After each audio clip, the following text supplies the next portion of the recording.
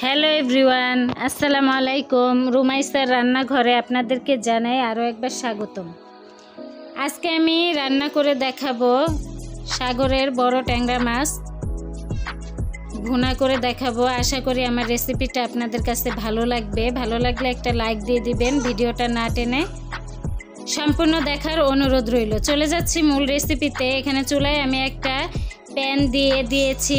প্যানে 2 টেবিল চামচ রান্নার রেগুলার সয়াবিন তেল দিয়েছি। এদিকে মাছগুলো আমি কেটে ধুয়ে পরিষ্কার করে নিয়েছি। দিয়ে দিচ্ছি সামান্য হলুদ গুঁড়া, সামান্য লবণ দিয়ে মাছটাকে আমি ভালোভাবে মাখিয়ে নিব। মাখিয়ে ওদিকে প্যানে যে তেলটা ছিল গরম হয়ে গেছে। এখন আমি একে একে মাছগুলো ভেজে নিচ্ছি। মাছটাকে ভালোভাবে ভাজতে হবে। এক পাশ হয়ে গেছে, এখন আমি উল্টে নিচ্ছি।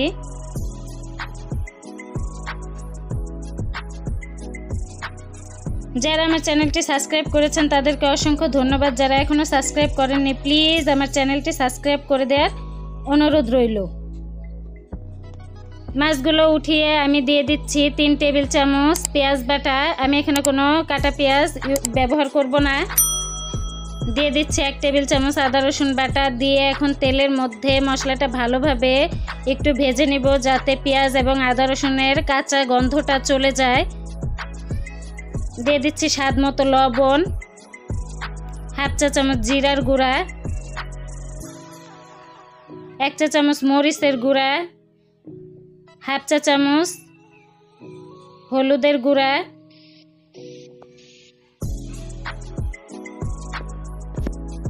দিয়ে এখন তেলের মধ্যে মশলাটাকে ভালোভাবে কষিয়ে নিব। দিয়ে দিলাম সামান্য পানি, যাতে মশলাটা পুড়ে না যায়। এখন দিয়ে দিব 5-6টা কাঁচামরিচ ফালি।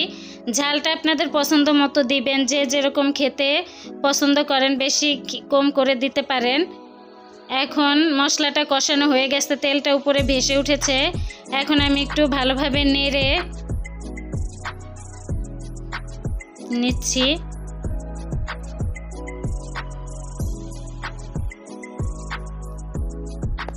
আবারও একটু নেড়ে নিব। আমি 3-4 মিনিটের মতো একটু মশলাটা আবারও কষিয়ে নিব। এখন দিয়ে দিচ্ছি 1/2 কাপের মতো পানি।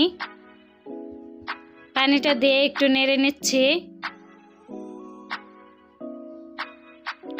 এখন একে একে ভাজা মাছগুলো মশলার মধ্যে দিয়ে দিচ্ছি।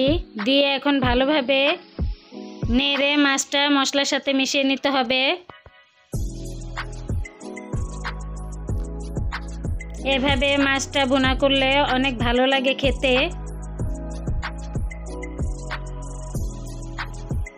ঝোলটা টানা পর্যন্ত আমি অপেক্ষা করব।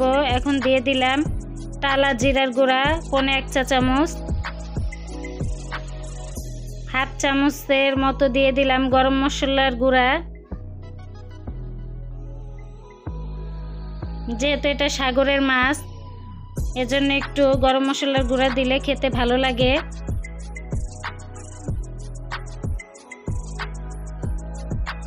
আর একটু নেড়ে ভালোভাবে মিশিয়ে দিব। হয়ে গেছে আমার ট্যাংরা মাছ ভুনা। আমি এখন নামিয়ে পরিবেশন করে দেখাচ্ছি। দেখুন এটা কীরকম হয়েছে।